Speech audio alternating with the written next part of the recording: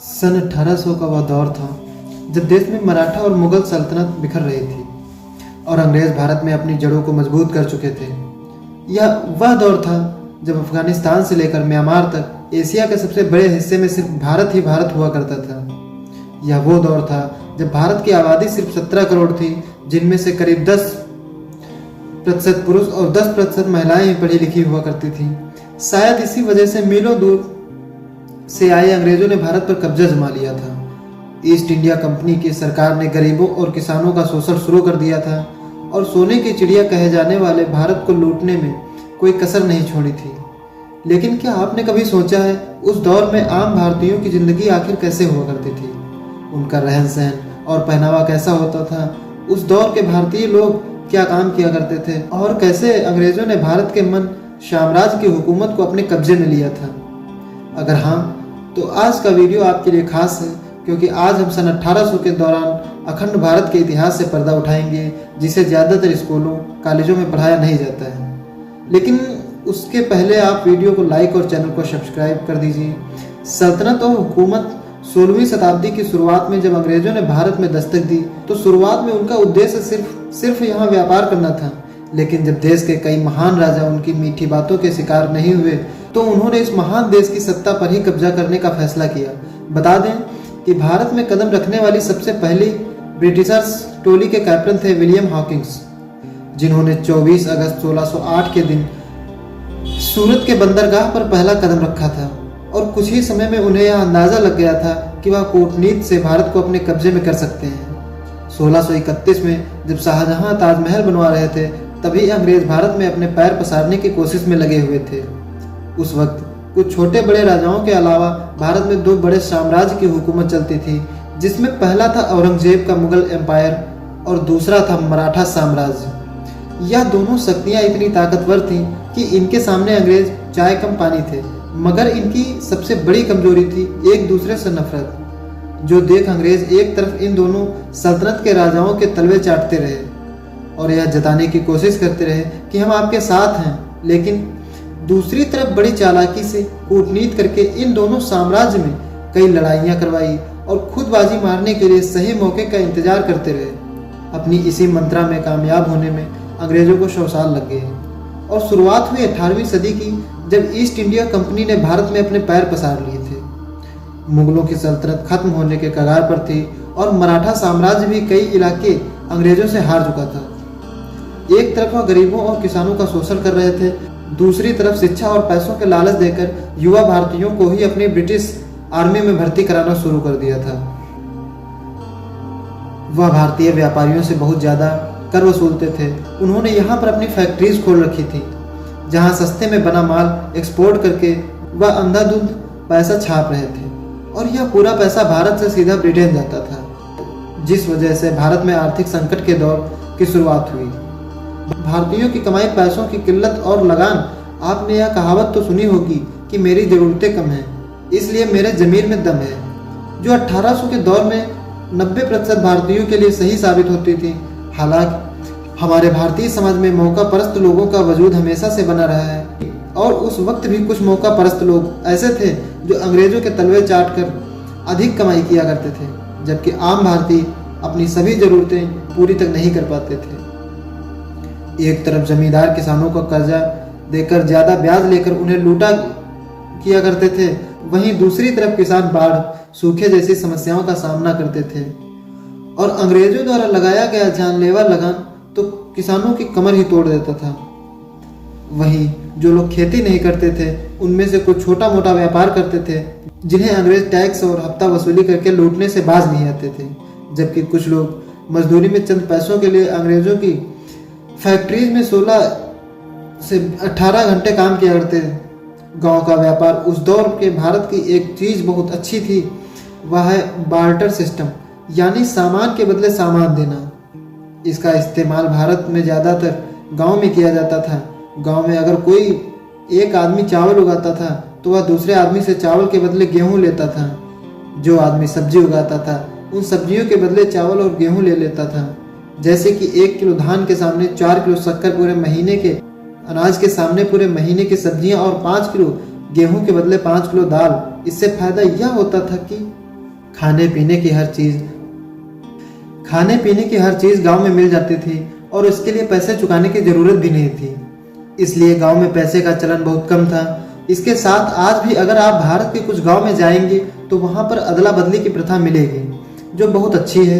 पहनावा दोस्तों, आज के मॉडर्न भारत में जहां हर तरफ पश्चिमी सभ्यता यानी वेस्टर्न कल्चर का असर दिखाई देता है, लोग jeans shirt, T shirt, top और सूट पहने नजर आते हैं, लेकिन एक समय था जब भारतीयों का अपना अलग ही देसी पहनावा हुआ करता था। पुरुष सादी धोती और गमछा पहनते थे, औरतें साड़ी पहनती थीं और छोटे बच्चे ज्यादातर निक्कर में खेलते कूदते नजर आते थे। कुछ लोग धोती और कुर्ता पहनते थे, जबकि कुछ बड़े जमींदार ही अंग्रेजी पहनावा यानी जीन्स और शर्ट पहनते थे। भारत की यही सादगी और विविधता उन्हें अंग्रेजों से खास बनाती थी। यहाँ तक कि आज भी राजस्थान और उत्तर प्रदेश में रहने वाले कुछ बड़े बुजुर्ग उस वक्त का सादा पहनावा पहनते हुए देखे जा सकते हैं। लेकिन हम में से ज्यादातर युवाओं को आज लुंगी पहनना नहीं आता है, जो थोड़ा निराशाजनक जरूर है। व्यवहार, रहन सहन और काम धंधा, आज इंसान चांद पर पहुंच गए, मंगल ग्रह पर रोवर भेज चुके हैं और फिर आर्टिफिशियल इंटेलिजेंस ने दुनिया को बदल कर रख दिया है। लेकिन सन 1800 के आसपास भारत में टेक्नोलॉजी का कोई नामो निशान नहीं था, लेकिन हर भारतीय का जीवन सुकून से भरा था। बात करने के लिए तार से जुड़ा टेलीफोन तक नहीं था, लेकिन दिल से दिल का कनेक्शन मजबूत था। रिश्तेदारों से महीनों और कई सालों तक मिलना मुश्किल था, लेकिन मन में इज्जत और लगाव जरा भी कम नहीं था। सांस, फूस और मिट्टी से बने घर ही कच्चे थे, लेकिन लोगों के दिल बड़े सच्चे थे। यातायात के सिर्फ बैलगाड़ी साधन थी, लेकिन लोगों के शरीर में बहुत फुर्ती थी। जेब में पैसों की फूटी कौड़ी ना हो, इसलिए चेहरे पर सिकन नहीं थी, और भाईचारा ऐसा था कि आज एक आवाज पर पूरे गांव की भीड़ इकट्ठा हो जाती थी। मित्रों, उस दौर में जमीन छोटी हो या बड़ी, ज्यादातर लोग खेती करना ही पसंद करते थे, और भारतीय किसानों की पसंदीदा फसल नील, कॉटन, अफीम, गेहूं और धान ही हुआ करती थी, जिसे किसानों से खरीदकर अंग्रेज विदेशी मार्केट में अच्छी कीमतों पर बेचते थे। लोग खेती के साथ किसान पशुपालन भी करते थे। जो लोग खेती नहीं करते थे वह अंग्रेजों की फैक्ट्री में काम किया करते थे, और शाम होते ही सभी लोग अपने अपने घर में आकर भजन कीर्तन और सत्संग किया करते थे। लेकिन जिसके लिए घरों में दिए भी जलाए जाते, क्योंकि इस दौर में भारत में लाइट नहीं थी। फिर लोग रात में जल्दी सो जाते और सुबह जल्दी उठकर काम पर चले जाते। 18वीं सदी के लोग बुजुर्गों का बहुत मान सम्मान करते थे, और घर से लेकर गांव में वही होता जो बड़े बुजुर्ग कहते थे। हालांकि वह एक सा दौर था जब भारत में सबसे बड़ा जातीय भेदभाव होता था। अलग अलग धर्मों में थोड़ा बहुत टकराव होना आम था, लेकिन एक ही धर्म में भी जात व्यवस्था को माना जाता था। यह जात हिंदुओं को 4 मुख्य श्रेणियों में विभाजित करती थी: ब्राह्मण, क्षत्रिय, वैश्य और शत्रु, जिनमें दलितों और बाकी छोटी जातियों के साथ काफी भेदभाव किया जाता था। और यह भेदभाव तो पिछले 200 वर्षों से चला आ रहा था, जिसके खिलाफ डॉक्टर बाबा साहेब अम्बेडकर ने काफी बड़ी जंग लड़ी थी और 20वीं सदी में देश में क्रांति ला दी। लेकिन उन्होंने इस भेदभाव को कैसे खत्म किया, जानने के लिए आप हमारी डॉक्टर अम्बेडकर की अनसुनी अनकही कहानियों वाली सीरीज देख सकते हैं। फिलहाल मुद्दे पर वापस आए तो उस दौर में अंग्रेजों ने ही डिवाइड एंड रूल नियम को अपनाकर भारतीयों की एकता को भंग करने के लिए जातवाद और ज्यादा इसका बढ़ावा दिया। लोग अपनी जाति के हिसाब से ही काम किया करते थे कि धोबी कपड़े धोते, कुम्हार मिट्टी के बर्तन बनाते, नाई हर पीढ़ी बाल काटती थी। इस तरह हर कोई अपने हिसाब से काम धंधा किया करता था। आबादी और इलाका, आज भारत की जनसंख्या विश्व में सबसे ज्यादा यानी 145 करोड़ के पार कर चुकी है, लेकिन उस वक्त के अखंड भारत की जनसंख्या सिर्फ 17 करोड़ भी थी। वो भी सिर्फ कश्मीर से कन्याकुमारी तक फैले भारत में नहीं, बल्कि अखंड भारत में 17 करोड़ लोग ही रहते थे, जो हिंदुस्तान के साथ पाकिस्तान, बांग्लादेश, बर्मा और अफगानिस्तान से मिलकर बना हुआ था। आज मुंबई, दिल्ली और बेंगलोर जैसी मेट्रो सीरीज में लोग घंटों ट्रैफिक में बिता रहे हैं और शहरों में हर तरफ खूब भीड़भाड़ देखने को मिलती है। वहीं उस वक्त ऐसा कुछ नहीं था। लोकल मार्केट के अलावा किसी भी इलाके में भीड़भाड़ नहीं होती थी। देश के बड़े हिस्से में घने जंगल फैले हुआ करते थे। बड़े बड़े जंगलों के बीच छोटे छोटे गांव बसे होते थे और शहरी इलाके बहुत ही कम हुआ करते थे।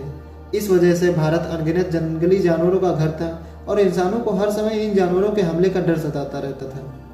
लोग रात को सोने से पहले अपने घर में आग जलाते थे ताकि अंधेरे से कोई भी जंगली जानवर आकर उन पर हमला न कर सके। हालांकि इन जंगली जानवरों की वजह से समग्र भारत में प्रदूषण का नामो निशान नहीं था। उपजाऊ जमीन की भरमार थी, लोग पोषक तत्वों से भरपूर शुद्ध खाना खाते थे। आज की तरह फलों और सब्जियों में केमिकल मिलाने का कोई सवाल ही नहीं था। सड़कों की हालत भले ही खस्ता थी, लेकिन लोगों की जिंदगी खुशहाल थी। उस वक्त के भारतीयों की औसत उम्र भी आज से काफ़ी ज़्यादा हुआ करती। शिक्षा और साक्षरता, अब बात करें पढ़ाई लिखाई की, तो आपको जानकर हैरानी होगी कि उस वक्त भारत में पढ़े लिखे लोगों की संख्या बहुत ही कम थी। देश में सिर्फ 10% पुरुष और 1% महिलाएं साक्षर थीं। हालांकि बिना पढ़ाई लिखाई के ही भारत में रहने वाले सभी लोग किसी न किसी काम में बहुत निपुण थे। कुल मिलाकर उस वक्त में भारत की कुछ चीज़ें बेहद अच्छी थी तो कुछ बहुत खराब। कहीं पर लोग बहुत खुश थे तो कहीं पर बहुत दुखी। लेकिन भारत हो या दुनिया का कोई भी देश, सदियों से संतुलन बनाए रखने के लिए कुदरत यही नियम चलाता आया है। तो मित्रों, अगर आपको भी अखंड भारत के महान इतिहास पर गर्व है तो कमेंट बॉक्स में हमारे देश की तारीफ में बोल जरूर लिखिए और यह भी बताइए कि उस दौर की वो खासियत जो आज का मॉडर्न ज़माना मिस कर रहा है। हमारी यह पेशकश पसंद आई हो तो वीडियो को लाइक और शेयर करें। 11,000 लाइक्स के लक्ष्य को हासिल करने में हमारी मदद कीजिए और ऐसे ही दिल छू लेने वाले वीडियो के लिए हमारे चैनल को सब्सक्राइब करके पास वाली घंटी जरूर बजा दीजिए। जय हिंद, जय भारत।